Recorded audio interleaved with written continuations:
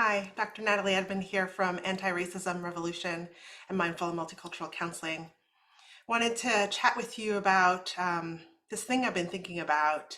I've been watching this show called Greenleaf. I think it was on the OWN network when it came out a couple years ago, but I'm catching up on it on Netflix. And it centers a Black, Christian, wealthy, educated family, and I appreciate the stories that arise in it. And I think about how much of the language we use is pathologizing or shaming or uses the language of people being broken. And I really appreciated how this character was talking about, they were worried about their teenage daughter and the situations and relational dynamics they were in. And they talked about their daughter being broken or unfinished. And that's the word that stayed with me, unfinished. And I thought it feels more positive and hopeful to think about all of us being unfinished. I really don't like to think of people as being broken.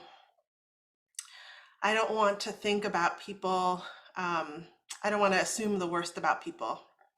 I want to believe that people and societies are unfinished, that they have a capacity to grow and evolve once they have nurturance, community, and people who support them on their journey.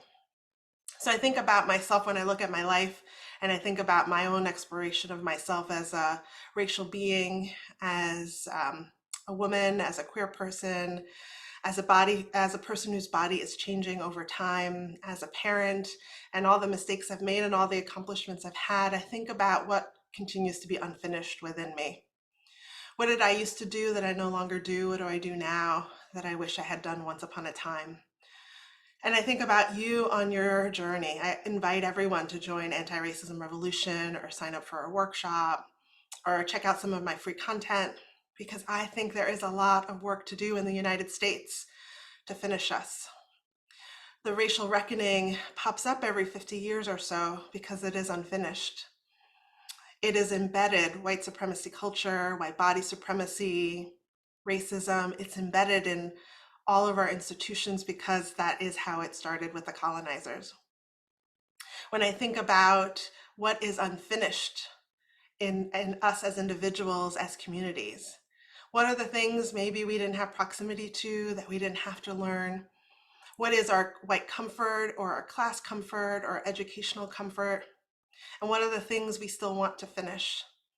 And I think about that I signed up to see a personal trainer a couple months ago, and I thought about my spouse and I both did it, and we did it for different reasons. I work out regularly, and yet I felt like investing in some sort of trainer would get me to do exercises that are uncomfortable, would get me to use muscles and develop muscles that I tend not to, because I tend to exercise, around my comfort zone or just past my comfort zone. While my spouse, he rarely exercises or doesn't do it with any regularity. So for him, personal training is a way that he shows up, because without that, he doesn't show up.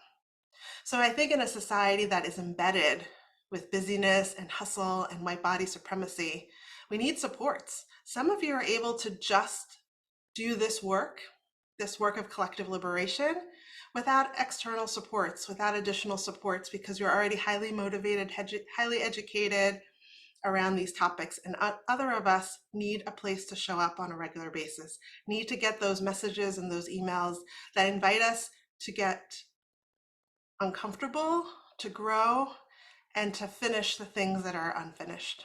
So I hope to see you soon on the journey, and that we all work to finish, to allow our communities and our country to grow and evolve into the ideals of what could be, where everyone is thriving, or at least everyone has the opportunity to thrive and access to the similar resources.